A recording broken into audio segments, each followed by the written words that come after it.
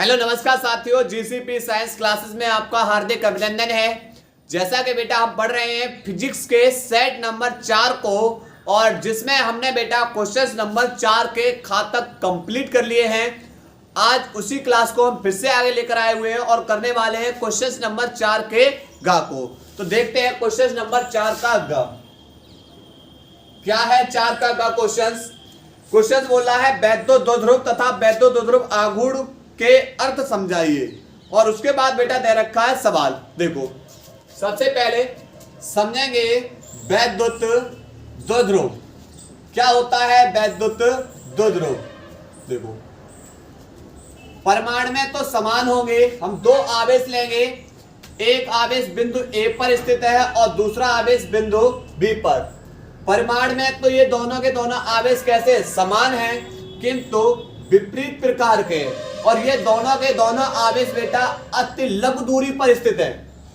तो आवेश का जो ऐसा निकाय क्या कहलाएगा, वैद्युत द्विध्रुव कहलाएगा। क्या बताया हमने, परमाणु में समान किंतु विपरीत प्रकार के दो आवेशित कण एक दूसरे से अति लघु दूरी पर स्थित हो तो आवेश का ऐसा निकाय क्या कहलाता है, वैद्युत द्विध्रुव कहलाता है। इसके उदाहरण बेटा लिखेंगे। उदाहरण देना चाहें तो उदाहरण है बेटा, एक तो HCl, NaCl, H2O आदि। ये सब के सब बेटा किसके उदाहरण हो जाएंगे, वैद्युत द्विध्रुव के। तो लिखेंगे परिभाषा, लिखेंगे परमाणु में समान किंतु विपरीत प्रकार के दो आवेशित कण एक दूसरे से अति लघु दूरी पर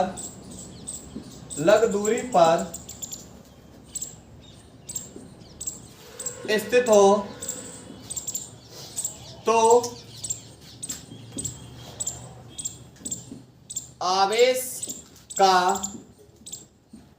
आवेशों का यह निकाय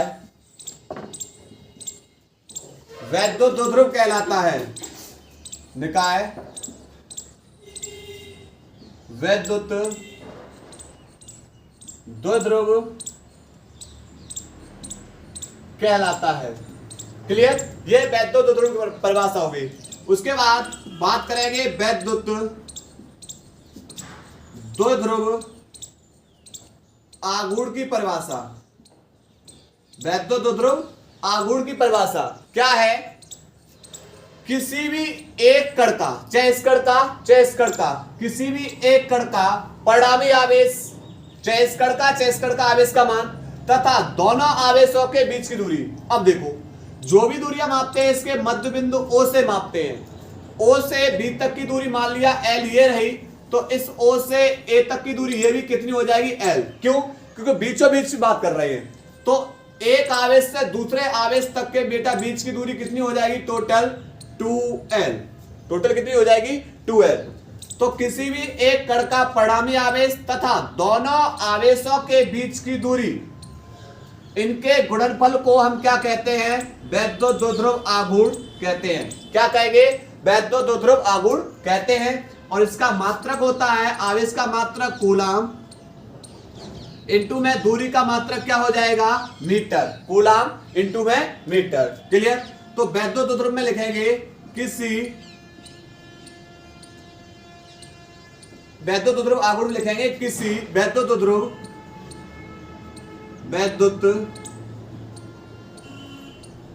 द्विध्रुव में किसी एक कण का परिणामी आवेश तथा दोनों आवेशों के बीच की दूरी तथा दोनों आवेशों के बीच की दूरी के गुणनफल को वैद्युत दो ध्रुव आघूर्ण कहते हैं, वैद्युत दो ध्रुव आघूर्ण कहते हैं। क्लियर? नोट करेंगे बेटा, तब इसका सवाल कराते हैं। नोट करेंगे। इसके बाद बेटा सवाल कह रहा है बेटा, वैद्युत दो ध्रुव में देखो, ये एक वैद्युत दो ध्रुव है ए और बी। इसमें एक पर बेटा आवेश 20 माइक्रो कूलम है और दूसरे पर आवेश बेटा माइनस के 20 माइक्रो कूलम है। क्लियर? दोनों आवेशों के बीच की दूरी 1 सेंटीमीटर है और उसके बाद इस वैद्युत दो ध्रुव से 1 मीटर की दूरी पर अच्छी स्थिति में बिंदु पर वैद्युत क्षेत्र की तीव्रता देखो, अच्छी स्थिति में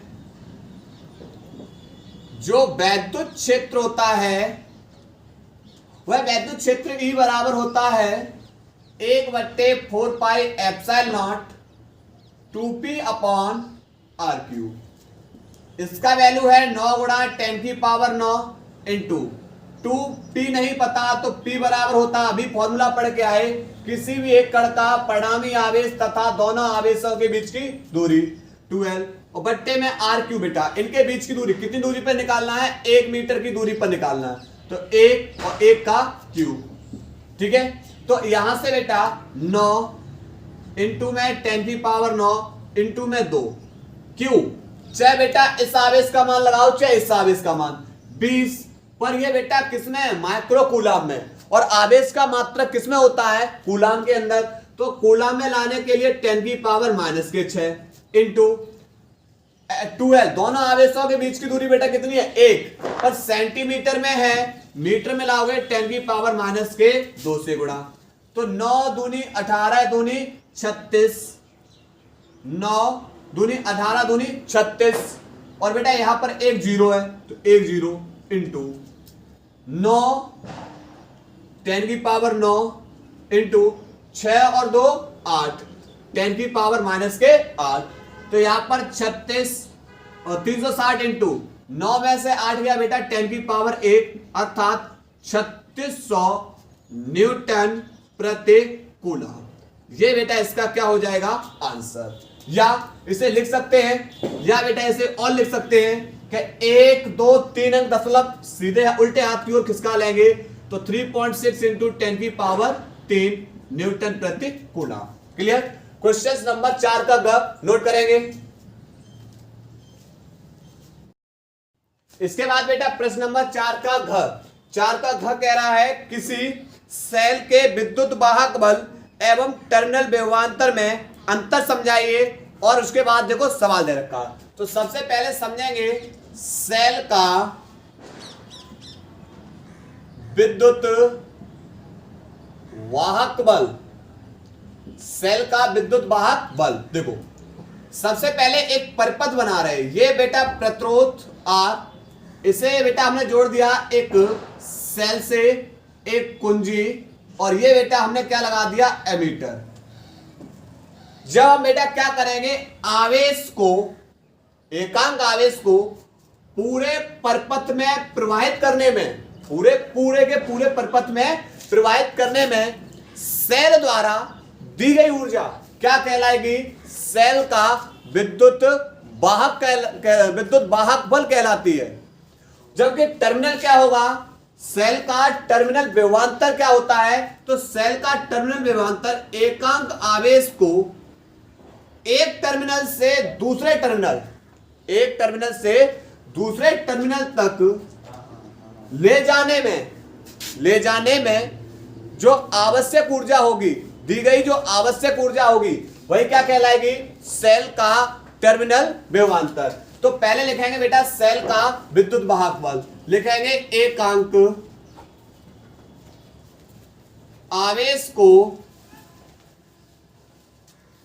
आवेश को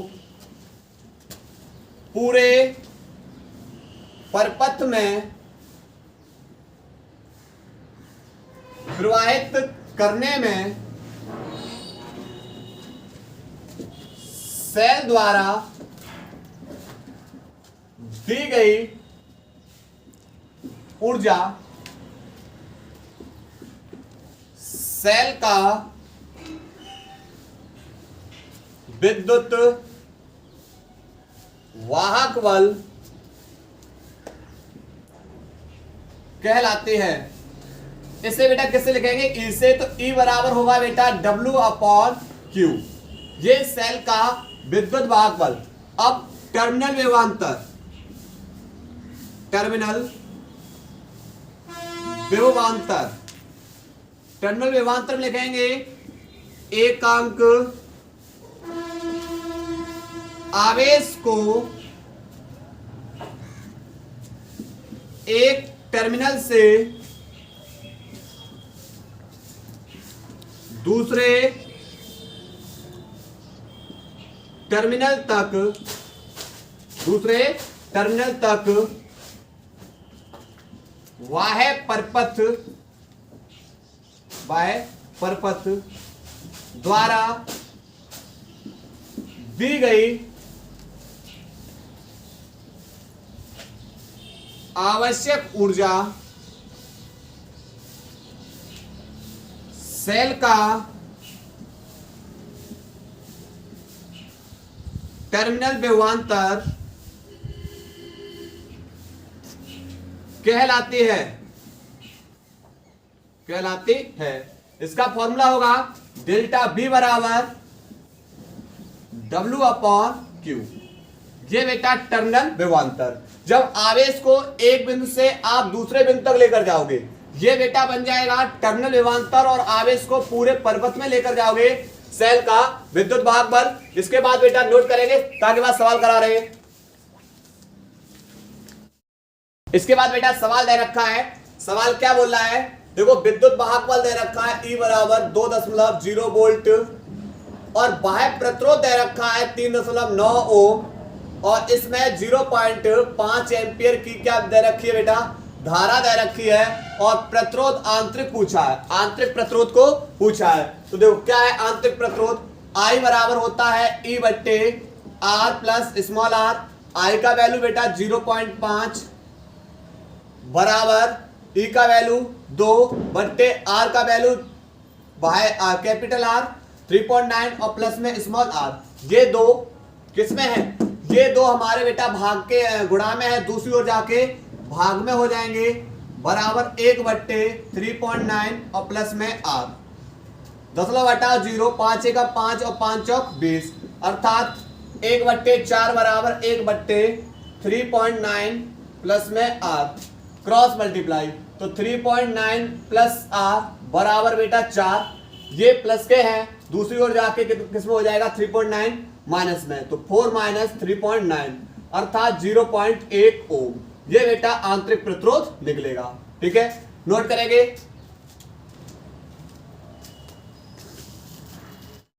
इसके बाद बेटा 4 का इंपोर्टेंट प्रश्न है। क्या है प्रश्न? दो पतले उत्तल लेंस परस्पर संपर्क में रखे हैं, इस संयोजन की फोकस दूरी का सूत्र प्राप्त कीजिए। यदि संयोजन का एक लेंस दूसरे के समान फोकस दूरी के अवतल लेंस से प्रतिस्थापित कर दिया जाए तब संयोजन का व्यवहार कैसा होगा? देखो, जब दो पतले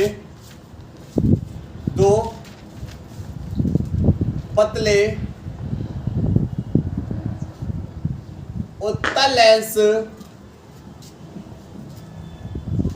संपर्क में रखे हों, बेटा दो पतले उत्तल लेंस किसमें रखे हैं? संपर्क में रखे हुए हैं। अब देखते हैं कैसे। यहां से पहला उत्तल लेंस, पहला पतला उत्तल लेंस ये रहा, इसके संपर्क में रखा हुआ है दूसरा पतला उत्तल लेंस। क्लियर? यह इसका मुख्य अक्ष, इसे लेंस L1 और इसे लेंस L2, ये बेटा दो लेंस हो गए, और ये दोनों के दोनों कैसे हैं? उत्तल लेंस हैं। ठीक है, यहां पर इसके मुख्य अक्ष पर ये बिंदु O पर हमने एक वस्तु को रख दिया, तो वस्तु बेटा पहली प्रकाश की किरण जाएगी इस तरीके से। ये अगर ये बेटा दूसरा वाला लेंस ना होता, दूसरा वाला लेंस न होता तो इसके कारण बेटा इसका अपवर्तन होगा, और अपवर्तन के पश्चात यह बेटा प्रतिबिंब कहां बनाते? यह प्रतिबिंब बेटा इस पे बनाती, I डैश, बिंदु I डैश पे बनाती। क्या बताया? अगर ये दूसरा वाला लेंस नहीं होता तो पहले वाले लेंस का जो प्रतिबिंब बनता वो बिंदु आई डैश पे बनता, किंतु जैसे बेटा हमने इसके संपर्क में दूसरा लेंस रखा, पहले वाले लेंस के संपर्क में दूसरा लेंस रखा, तो यह प्रतिबिंब बेटा आई डैश पे न बन के, यह प्रतिबिंब आई डैश पे न बन के कहां बनता है, यह प्रतिबिंब बेटा आई पर बनता है। कहां पर बनता है, आई पर बनता है। क्लियर। पहले वाले लेंस के लिए बिंदु O पे रखी हुई है वस्तु, और पहले वाले लेंस के लिए कहां पर बेटा आई डैश पर बन रहा है प्रतिबिंब, और प्रतिबिंब को लिख लेंगे बी डैश से।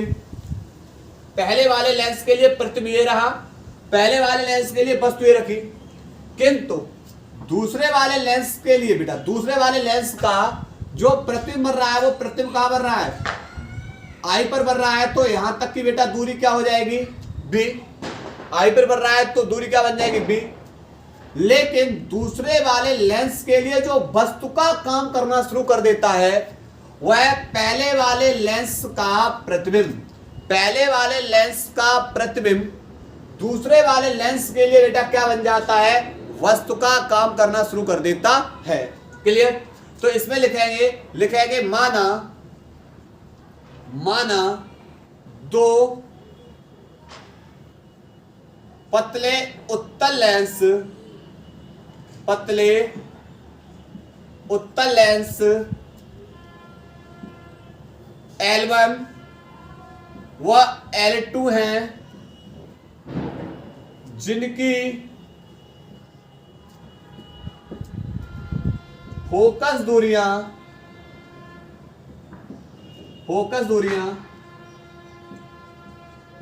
क्रम से पहले वाले की बेटा फोकस दूरी F1 व दूसरे वाले की फोकस दूरी F2 है, F1 व F2 है, तथा ये प्रतिबिंब कहां बनाती बेटा, आई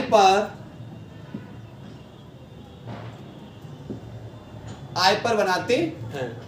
तब देखो लेंस का सूत्र क्या होता है, लेंस के सूत्र से क्या होता है, लेंस का सूत्र 1/f बराबर 1/b माइनस 1/u, इसे समीकरण नंबर डाल देंगे बेटा 1/f बराबर 1/b माइनस 1/u। अब लेंस बन के लिए, लेंस L1 के लिए लगाएंगे बेटा, देखो लेंस L1 के लिए 1/L1 के लिए फोकस दूरी बेटा मानिए F1 बराबर लेंस L1 के लिए फोकस दूरी F1, और इसका जो प्रतिबिंब बन रहा है, प्रतिबिंब बेटा कहां बन रहा है, आई डैश पर, और आई डैश तक की दूरी बेटा कितनी है, बी डैश, माइनस पहले वाले लेंस के लिए बेटा वस्तु कहां रखी हुई है, वस्तु O पर, और O तक की दूरी U। समीकरण नंबर 2। क्लियर। इसी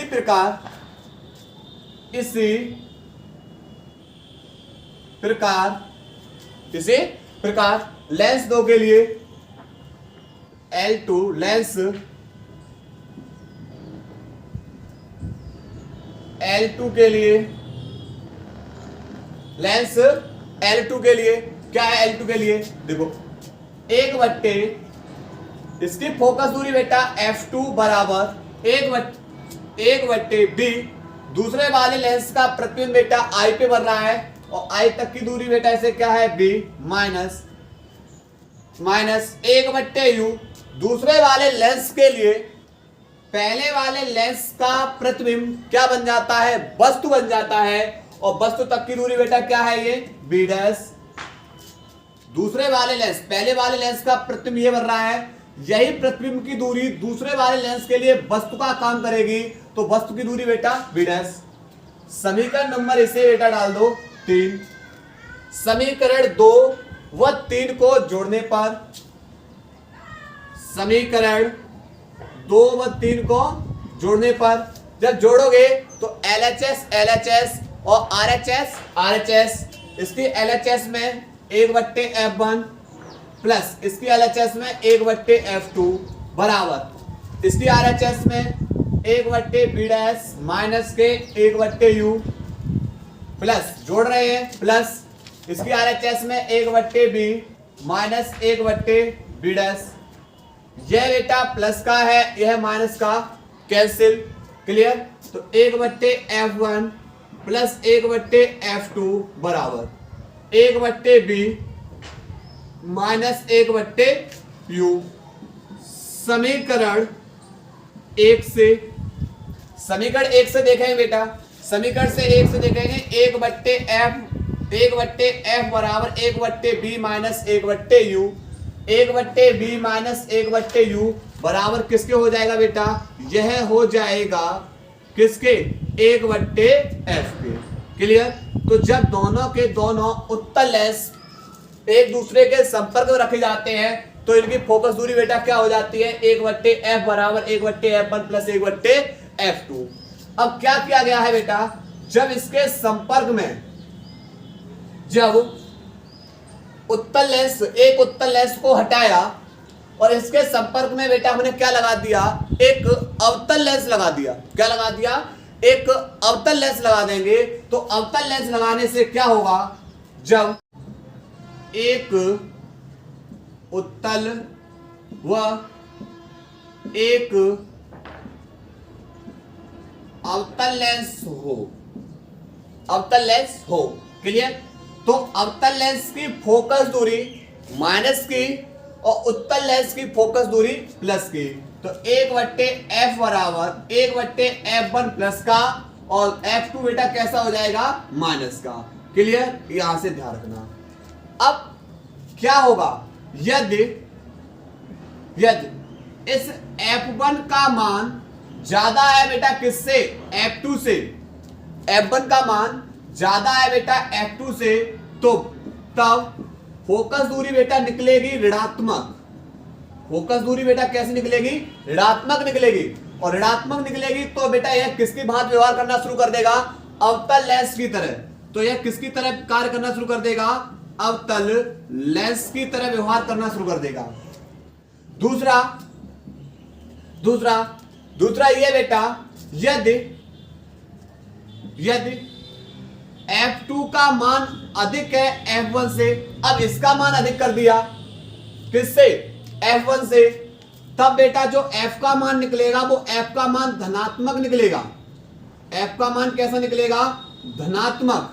तो यह किस प्रकृति का बन जाएगा, तो यह बन जाएगा उत्तल लेंस। कैसा बन जाएगा, ये उत्तल लेंस की प्रकृति बन जाएगी। और जब F1 और F2 के मान बराबर हो, F1 इक्वल टू F2, तो यहां पर तो तब फोकस दूरी बेटा कहां पे प्राप्त होगी, अनंत पर। फोकस दूरी बेटा कितनी निकलेगी, अनंत निकलेगी।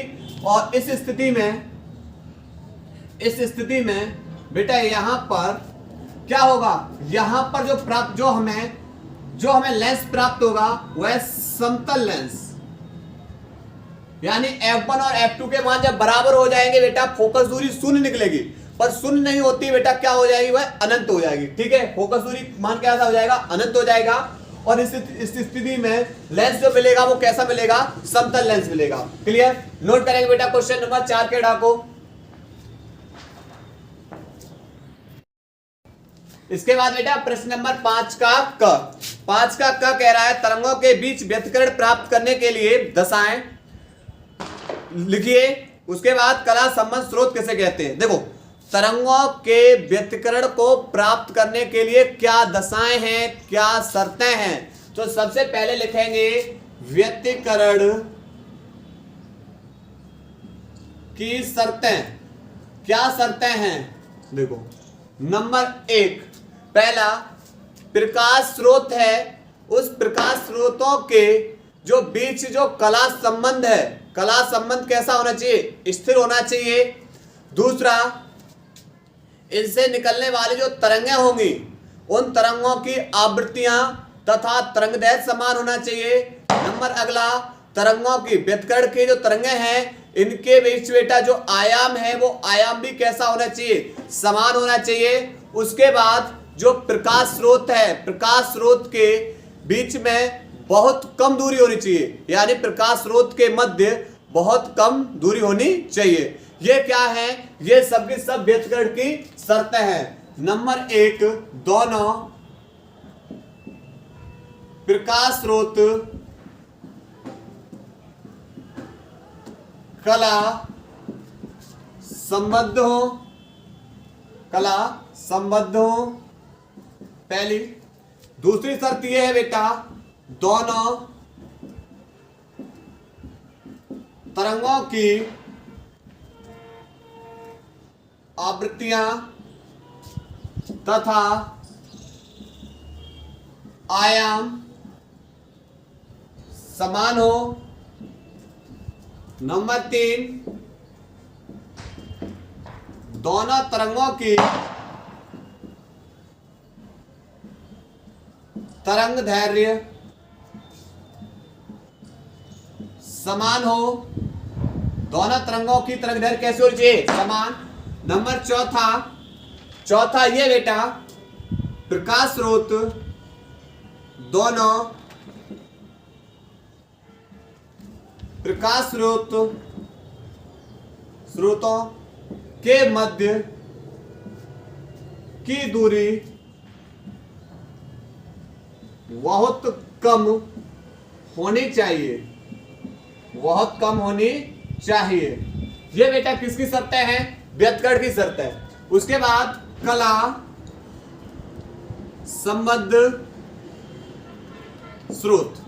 कला संबंध स्रोत क्या है? कला संबंध स्रोत क्या है? कला संबंध स्रोत तो वे प्रकाश स्रोत जिनसे निकलने वाली तरंगों के बीच कलांतर नियत हो, जिनके वे प्रकाश स्रोत जिनसे निकलने वाली तरंगों के बीच जो कलांतर है वह कलांतर कैसा हो? स्थिर हो या नियत हो, क्या कहलाएंगे? कला संबंध स्रोत कहलाते हैं। लिखेंगे वे प्रकाश स्रोत जिनसे निकलने वाली तरंगों के बीच कलांतर नियत हो या स्थिर हो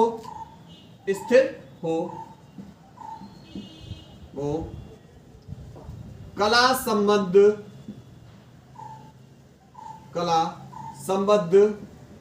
स्रोत कहलाते हैं। कला संबद्ध स्रोत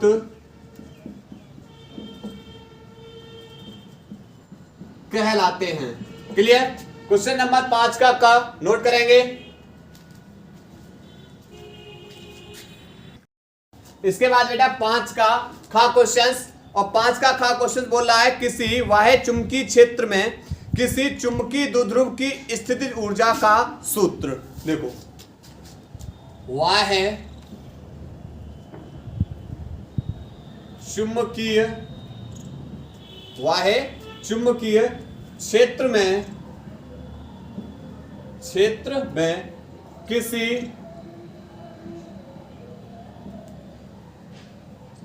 चुंबकीय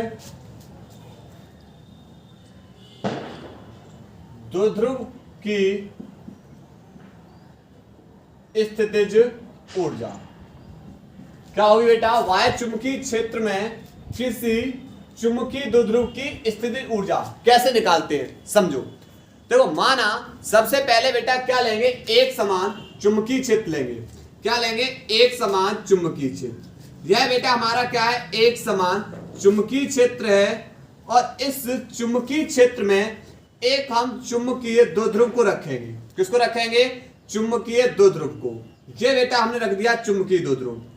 अब ये चुंबकीय द्विध्रुव कितने एंगल पे रखा हुआ है? तो थीटा एंगल पे। ये नॉर्थ पोल कर देंगे बेटा, नॉर्थ पोल, और ये हमारा बेटा कैसा हो जाएगा? South pole. क्लियर? और दोनों ध्रुवों के बीच की दूरी बेटा क्या होती है? 2m। दोनों ध्रुवों के बीच की दूरी क्या हो जाएगी बेटा? 2m। दोनों ध्रुवों के बीच की दूरी बेटा क्या हो जाती है? हो जाती है 2m। क्लियर? तो ये हो जाएगी 2m।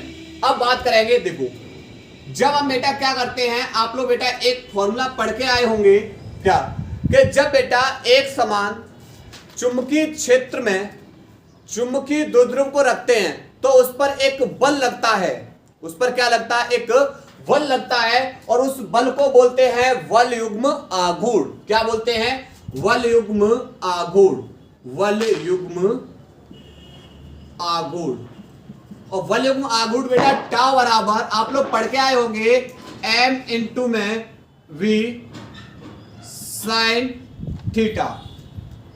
m चुंबकीय द्विध्रुव आघूर्ण है, m क्या है, चुंबकीय द्विध्रुव आघूर्ण। तो बल युग्म आघूर्ण का फॉर्मूला टाउ बराबर mv साइन थीटा। क्लियर। अब चूंकि बेटा यहां पर हमें क्या करना है, चुंबकीय द्विध्रुव को घुमाने में जो बेटा किया गया कार्य है वही किसके रूप में संचित होता है, उसकी स्थिति ऊर्जा के रूप में क्या हो जाएगा, संचित हो जाएगा। चुंबकीय द्विध्रुव को घुमाने में, वैद्युत क्षेत्र में घुमाने में जो किया गया कार्य है वही क्या कहलाएगा, उसकी स्थिति ऊर्जा के रूप में कहलाएगा। लेकिन बेटा जब हम चुंबकीय द्विध्रुव को घुमाएंगे तो पूरा घुमा देंगे थीटा, लेकिन हम क्या करेंगे, जब पूरा थीटा कोण घुमा देंगे तो कार्य बेटा संपूर्ण कार्य हो जाएगा। तो पहले हम ये पता कर ले कि इसे हम अल्पांश घुमाएंगे तो अल्पांश घुमाने में कितना कार्य करना पड़ता है, यानी इस चुंबकीय द्विध्रुव को अल्पांश घुमाने में किया गया कार्य। तो लिखेंगे बेटा चुंबकीय द्विध्रुव को अल्पांश घुमाने में किया गया कार्य, अल्पांश कार्य करेंगे बेटा, अल्पांश घुमाएंगे तो अल्पांश कार्य, कार्य बराबर बल, बल बेटा हमारा कौन सा है, बल युग्म आघूर्ण डाला है, बल गुणा विस्थापन, पूरा घूम जाएगा थीटा, लेकिन अल्पांश घुमा रहे इसलिए बेटा क्या हो जाएगा, डी थीटा। टाउ का वैल्यू लगाएंगे यहां पर, टाउ बराबर एम बी साइन थीटा और इनटू में बेटा डी थीटा। जब हम क्या करेंगे, चुंबकीय द्विध्रुव को अल्पांश घुमा रहे हैं, अल्पांश घुमा रहे हैं, तब बेटा काम कितना करना पड़ रहा, थीटा। और हम बेटा इसे कहां से कहां तक स्थिति घुमा रहे हैं, मान लिया बेटा हमने इसे थीटा 1 से थीटा 2 की स्थिति घुमा रहे हैं, ये थीटा 1 से और कहां तक घुमा रहे हैं, थीटा 2 की स्थिति घुमा रहे हैं। थीटा 1 से कहां तक घुमाएंगे, थीटा 2 तक की स्थिति घुमाएंगे। तो लिखेंगे चुंबकीय द्विध्रुव को थीटा 1 से थीटा 2 तक घुमाने में किया गया कार्य, घुमाने में किया गया कार्य। अब बेटा कार्य, तो जो आपने छोटा सा जो बेटा कार्य निकाला है, इस छोटे से कार्य का बेटा क्या कर दो, समाकलन। अल्पांश भाग में जो कार्य निकाला है उसका कर दो समाकलन, कहां से कहां तक, थीटा 1 से और थीटा 2 तक। तो हमारा बेटा निकल आएगा चुंबकीय द्विध्रुव को थीटा 1 से थीटा 2 तक घुमाने में किया गया कार्य। क्लियर। तो यहां से लगाए बेटा डी डब्ल्यू का वैल्यू लगाएंगे तो थीटा 1 से थीटा 2 तक, और डी डब्ल्यू का वैल्यू है M B sine theta into में डी थीटा। अब यहां से एम बी को बाहर निकाल लेंगे तो समाकलन करेंगे केवल थीटा 1 से थीटा 2 तक, किसका, एम केवल साइन थीटा का, किसके सापेक्ष, डी थीटा के सापेक्ष। अब बेटा देखो, अब इसका समाकलन क्या होता है, एम बी, लिमिट आ जाएगी कहां से कहां तक, थीटा 1 से थीटा 2 तक लिमिट आ जाएगी, और साइन थीटा का डी थीटा के सापेक्ष जो समाकलन होता है वह होता है माइनस के कॉस थीटा। क्या होता है, माइनस के कॉस थीटा। अब देखो ऊपर वाली लिमिट में से घटा देंगे नीचे वाली लिमिट को, यानी थीटा की जगह थीटा 2 में से घटा देंगे थीटा की जगह किसको रखकर, थीटा 1 को, अपर लिमिट माइनस के लोअर लिमिट, यानी एम बी माइनस के कॉस थीटा की जगह लगाएंगे थीटा 2 में से घटाएंगे, में से अब इसको घटाएंगे, माइनस के कॉस थीटा की जगह लगाएंगे थीटा 1 को। क्लियर। अब यहां से बेटा क्या होगा, यहां से ये माइनस माइनस ये क्या हो जाएगा, प्लस, अर्थात W बराबर निकलेगा एम बी माइनस के कॉस थीटा 2 और माइनस माइनस प्लस के कॉस थीटा 1। क्लियर। तो ये बेटा क्या निकाल लिया हमने, कार्य, और किया गया कार्य उसकी स्थिति ऊर्जा के रूप में संचित होता है, किया गया कार्य उसकी स्थिति ऊर्जा के रूप में संचित होगा। अर्थात U W बराबर होगा किसके, W बराबर होगा U के, और U बराबर बेटा MB, पहले प्लस वाले को लिख ले रहे हैं कॉस थीटा 1 माइनस के कॉस थीटा 2। क्लियर। अब माना जो थीटा 1 है, थीटा 1 बराबर बेटा 90 अंश, और थीटा 2 बराबर बेटा क्या लगा देंगे, थीटा। माना जो थीटा 1 है, जो ये बैतो तरफ थीटा 1 वाला है, वो कितने अंश पे, 90 अंश पे है, और थीटा 2 है, और थीटा 2 बेटा कितने एंगल पे है, थीटा एंगल पे है। तब यानी U बराबर MB लगाएंगे कॉस थीटा 1 की जगह 90 माइनस कॉस और थीटा 2 की जगह थीटा, और कॉस 90 का वैल्यू क्या होता है, 0 होता है। अर्थात U बराबर यहां पर बचेगा कौन, माइनस के कॉस थीटा, तो माइनस के चिन्ह को आगे ले लेंगे MB, और यहां पर बेटा क्या बनेगा, कॉस थीटा। यहां पर क्या निकलेगा, कॉस थीटा। तो ये बेटा हमारे लिए किसका निकल आया फॉर्मूला, चुंबकीय द्विध्रुव की स्थिति ऊर्जा के लिए फॉर्मूला। तो लिखेंगे माना एक समान चुंबकीय क्षेत्र में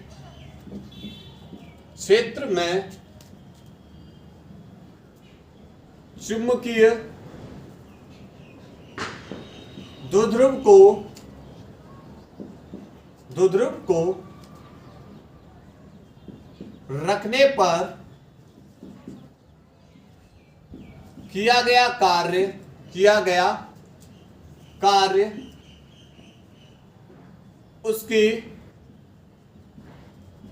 स्थिति ऊर्जा के रूप में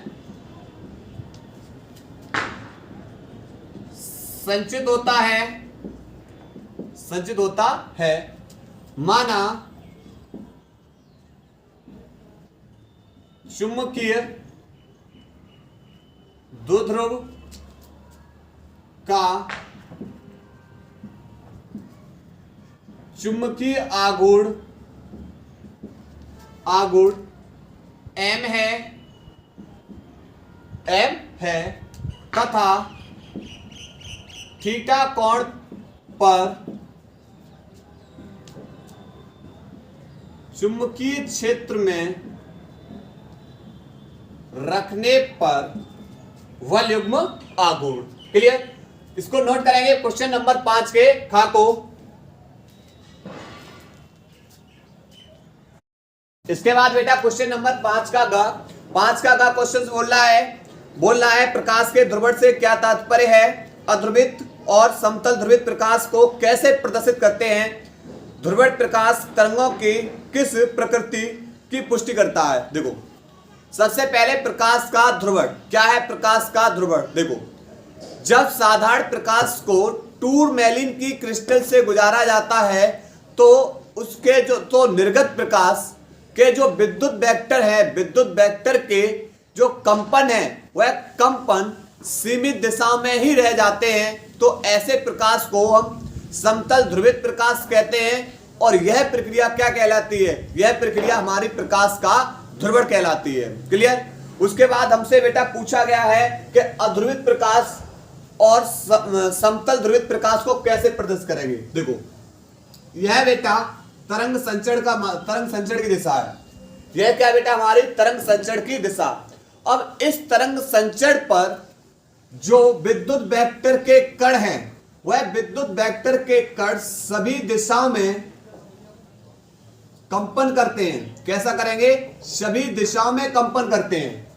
जब तरंग संचरण पर विद्युत वेक्टर के कण सभी दिशाओं में कंपन करते हैं तो ऐसे प्रकाश को हम बोलते हैं अध्रुवित प्रकाश। क्या बोलेंगे, अध्रुवित प्रकाश। जबकि समतल ध्रुवित प्रकाश में क्या होगा, समतल ध्रुवित प्रकाश में जो विद्युत वेक्टर के कण हैं वह सभी दिशाओं में गति न करके, कंपन न करके एक सीमित दिशा में ही क्या करते हैं, कंपन करते हैं। तो इस प्रकार के हम जो प्रकाश को क्या बोलेंगे, समतल ध्रुवित प्रकाश। समतल ध्रुवित प्रकाश।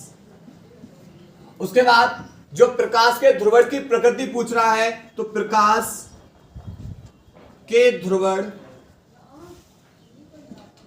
की प्रकृति कैसी होती है? अनुप्रस्थ होती है, अनुप्रस्थ होती है। क्लियर? नोट करें बेटा क्वेश्चन नंबर 5 के गा को। इसके बाद बेटा इंपॉर्टेंट क्वेश्चंस 5 के गा का अथवा क्वेश्चंस है, बोल रहा है ठोसों के ऊर्जा बैंड आरेख द्वारा चालक, अर्धचालक एवं कुचालक में अंतर स्पष्ट कीजिए। अंतर पूछा है। देखो सबसे पहले समझेंगे बेटा, देखो एक होता है बेटा हमारा चालन बैंड, एक होता हमारा चालन बैंड, इसके अंदर बेटा रहते हैं चालक इलेक्ट्रॉन, और एक होता है संयोजी बैंड, और संयोजी बैंड के अंदर इलेक्ट्रॉन रहते हैं संयोजी वाले। संयोजी बैंड के अंदर इलेक्ट्रॉन कौन से रहेंगे? संयोजी इलेक्ट्रॉन रहेंगे, और चालन बैंड के अंदर चालक इलेक्ट्रॉन रहेंगे। ठीक है, और इनके बीच के जो अंतर होता है, ये अंतराल को बोलते हैं हम बेटा वर्जित ऊर्जा अंतराल। ये वाला कौन सा होगा? वर्जित ऊर्जा अंतराल, यानी ई गैप से प्रदर्शित कर दिया। अब क्या होता है चालक? तो देखो वे पदार्थ जिनमें आसानी से धारा प्रवाहित की जा सकती है क्या कहलाएंगे? चालक कहलाएंगे, जैसे चांदी, एल्यूमिनियम आदि। लेकिन ऊर्जा बैंड के आधार पर परिभाषा क्या कह रही है? ऊर्जा बैंड के आधार पर परिभाषा कह रही है कि चालक वे पदार्थ होते हैं जिनके चालक बैंड इलेक्ट्रॉन से आंशिक रूप से भरे होते हैं। ये वाले इलेक्ट्रॉन से आंशिक रूप से कैसे होंगे? भरे होंगे, तथा संयोजी बैंड और चालन बैंड के बीच में जो वर्जित ऊर्जा अंतराल होगा वो कैसा होगा? नगण्य। अर्थात इनके बीच का जो गैप होगा वो गैप कैसा होगा? नगण्य होगा। ये बेटा जो ऊर्जा अंतराल, वर्जित ऊर्जा अंतराल है, ये गैप होगा कैसा होगा? नगण्य होगा। लेकिन अचालक के अंदर क्या होता है? अचालक के अंदर क्या है? अचालक वे पदार्थ जिनमें धारा का प्रवाह नहीं होता है। वे पदार्थ जिनमें धारा का प्रवाह नहीं होता है क्या कहलाएंगे? अचालक कहलाते हैं, जैसे लकड़ी, एवोनाइट आदि। लेकिन ऊर्जा बैंड के आधार पे क्या कह रहा है? ऊर्जा बैंड के आधार पे बोल रहा है कि अचालक वे पदार्थ हैं जिनके संयोजी इलेक्ट्रॉन तो पूर्णतः भरे होते हैं, किंतु चालन बैंड पूर्णतः कैसे होंगे? रिक्त। लेकिन इनके बीच में जो ऊर्जा अंतराल होता है वह ऊर्जा अंतराल बेटा काफी अधिक होता है, लगभग में 3 इलेक्ट्रॉन वोल्ट से अधिक। यानी ये ई गैप होगा वह लगभग में 3 इलेक्ट्रॉन वोल्ट से कैसा होगा? अधिक होगा। ये वर्जित ऊर्जा अंतराल है, ये हमारा है चालन बैंड, और ये हमारा क्या है? संयोजी बैंड। संयोजी बैंड। क्लियर? तो इनके बीच के जो ऊर्जा अंतराल है, ये गैप, ये कैसा होता है? ये गैप अधिक होगा, जिस कारण ये संयोजी इलेक्ट्रॉन चालन बैंड में नहीं जा पाते हैं और धारा का प्रवाह नहीं हो पाता है। अब बात करेंगे अर्धचालक की। तो अर्धचालक वे पदार्थ है जिनकी चालकता चालकों से तो कम होगी, किंतु अचालकों से कैसी होती है? अधिक होती है, जैसे जर्मेनियम, सिलिकॉन आदि। लेकिन ऊर्जा बैंड के आधार पे क्या परिभाषा दे रही है? ऊर्जा बैंड के आधार पे अर्धचालक वे पदार्थ हैं जिनके संयोजी इलेक्ट्रॉन पूर्णतः भरे होते हैं, किंतु जो चालन बैंड है, चालन बैंड के इलेक्ट्रॉन रिक्त होते हैं। चालन बैंड कैसा होता है? रिक्त होता है।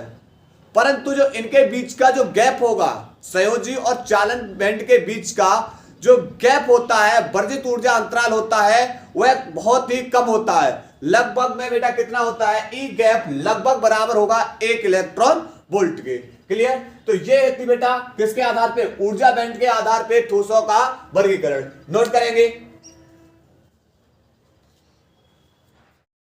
इसके बाद बेटा 5 का घ सवाल दे रखा है, महत्वपूर्ण सवाल है बेटा। इस टाइप के काफी सवाल आ चुके हैं। देखो, दिए गए प्रपथ में धारा का मान ज्ञात कीजिए। पहले धारा बतानी है, उसके बाद प्रतिरोध, एवं संधारित्र के सिरों पर विभवांतर के बीजगणितीय योग की परपथ में लगाए गए वोल्टता से तुलना करनी है। इसमें अंतर क्यों प्राप्त होता है ये पूछना है। देखो सबसे पहले बेटा देखो यहां पर ये प्रतिरोध दे रखा है आर बराबर दे रखा है 200 ओम, ये धारिता दे रखी है सी, और यहां पर ये 15 माइक्रोफैरड। माइक्रोफैरड को फैरड में चेंज कर लो, 10 की पावर -6 से बेटा गुणा कर दो। क्लियर? यहां पर उसके बाद 220 वोल्ट, ये विद्युत ये विभवांतर दे रखा है 50 हर्ट्ज, यह हमारी आवृत्ति दे रखी है। सबसे पहले पूछा है धारा, लेकिन धारा I बराबर होता है B/Z। धारा I बराबर क्या होता है B/Z, और Z है परिपथ की प्रतिबाधा। अब हमारा सर्किट कौन सा है, RC सर्किट है, तो Z बराबर होता है अंडर रूट में R² प्लस में XC का स्क्वायर। तो सबसे पहले हमें धारतीय प्रतिघात को निकालना है। सबसे पहले हमें क्या निकालना है, धारतीय प्रतिघात XC बराबर होता है 1/ωc, पर ओमेगा बराबर क्या होता है 2πf और इंटू में C।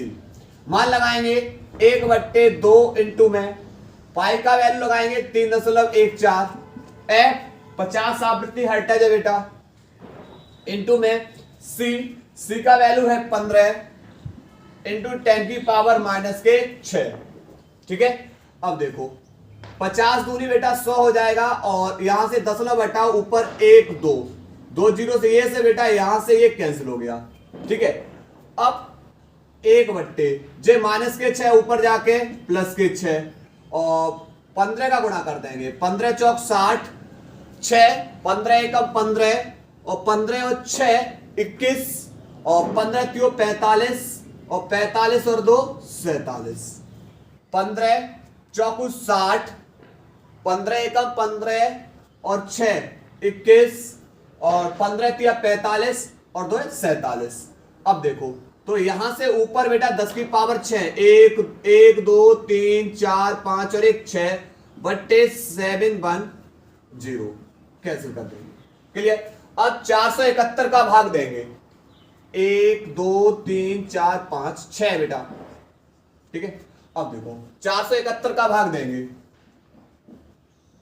471 का भाग 1 2 3 4 5, देखो 2 बार जाएगा तो 2 एकम 2 7 14, 2 चौक 8 और 1 9, बचेगा यहाँ 8, यहाँ 5 और 0 उतार लेंगे। एक बार जाएगा 471 9 0 1, फिर 0 बेटा, फिर 2 बार जाएगा 942 8, और यहां पर बचेगा 8 4, और यहां पर 1, उसके बाद 10 लगाएंगे 0 बढ़ा लेंगे, 10 लगाया बेटा 0 बढ़ा लिया, 4 तिया 12, यानी 212.3 ओम।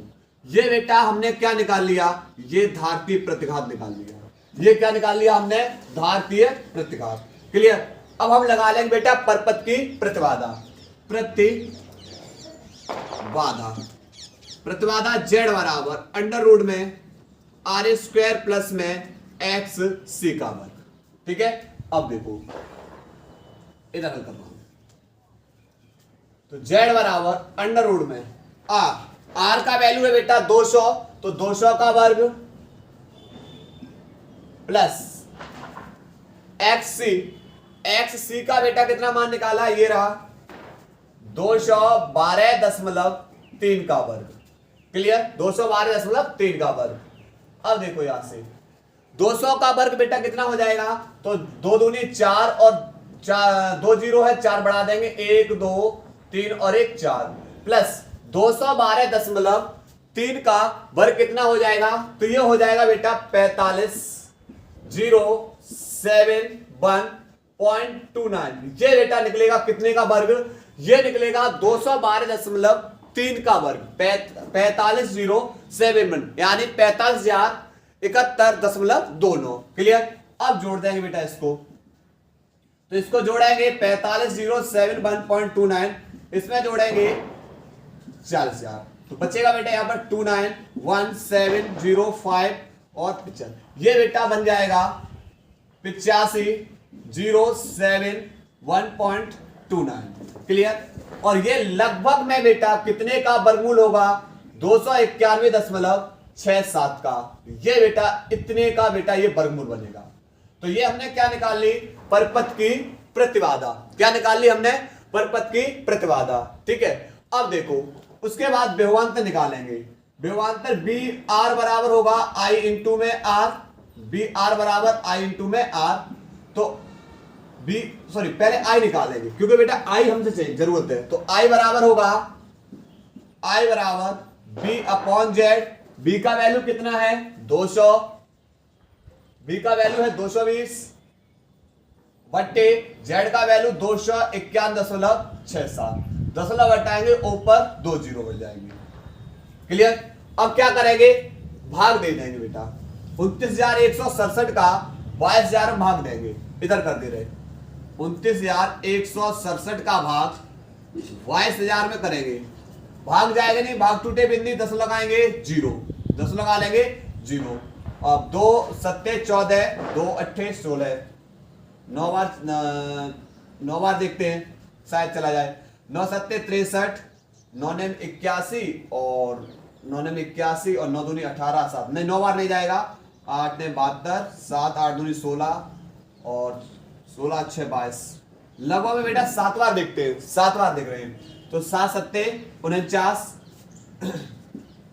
7 7 49। उसके बाद 7 7 6 42 और 4 46 और 7 एकम 7 और 4 11, 7 9 63 और 1 64, 7 दूनी 14, 14 और 6 20। उसके बाद 1 3 और यहां पर बचेगा बेटा 9 में से 8 और यहां पर 9 में से 5 और 1। उसके बाद 0 बढ़ाएंगे और 2 27 14 7 9 63 पंजे। लगभग में बेटा ये चला जाएगा 5 5 9 45 और 5 बार चला जाएगा। तो आई बराबर बेटा निकलेगा 0.75 एम्पियर। इतने एम्पियर की बेटा क्या निकलाएगी? ये धारा निकलाएगी। इतने एम्पियर की क्या निकलाएगी? धारा। अब करना क्या है? हमें बताना है विभवांतर। तो बी आर बराबर हो जाएगा आई इंटू में आर। आई का वैल्यू 0.75 और इंटू में आर का वैल्यू है 200। तो 75 दूनी बेटा हो जाएगा 150 और 2 जीरो है। क्या के बाद 10 लगाना है? 75 दूनी 150 और 2 जीरो बढ़ जाएंगे। 2 के बाद 10 लगाना है, ये लगा दिया। इतने ओम इतने वोल्ट प्रतिरोध के बीच विभवांतर इतना। अब धारिता के बीच विभवांतर VC बराबर I इंटू में XC। तो I का वैल्यू 0.75 इंटू में C का वैल्यू है 212.3 212.3 गुणा करेंगे 75 इंटू में 212 3 5 3 15 5 दूनी 10 और 1 11 5 1 5 और 1 6 5 दूनी 10 5 3 15 5 दूनी 10 और 1 11 5 1 5 और 1 6 और 5 दूनी 10 7 3 21 7 दूनी 14 14 और 2 14 और 1 15 7 एकम 7 और 1 8 और 7 दूनी 14 7 3 21 7 दूनी 14 और 14 और 2 16 7 एकम 7 और 1 8 और 7 दूनी 14। तो बेटा यहाँ पर बचेगा 5 2 6 और 6 12 और यहाँ पर 8 और 1 9 4 और 1 5। ये बेटा 159 के एक बाद लगाना है 1 और 2 3 1 2 3 यानी ये निकलेगा 159.225 इतना वोल्ट निकलेगा। ठीक है। अब इसकी तुलना करनी है बेटा हमें किससे? विभवांतर से। इसकी तुलना किससे करनी है? विभवांतर से करनी है। इनके बीजगणितीय योग की तुलना किससे करनी है? विभवांतर से। तो यहां पर बेटा कर रहे हैं बीजगणितीय योग। बीजगणितीय योग हो जाएगा B R plus B C बराबर जोड़ेंगे बेटा 150 और 159, 150 और 159 बेटा 9 5 5 10, 309.2 जो अधिक है किससे? 200 वोल्ट के विभवांतर से, जो अधिक है 200 वोल्ट के विभवांतर से। क्यों? क्योंकि यहां पर R और C के बीच जो कलांतर होता है वह कितने अंश का होता है? 90 अंश का होता है। क्लियर? नोट करेंगे बेटा इस सवाल को, 5 के घा को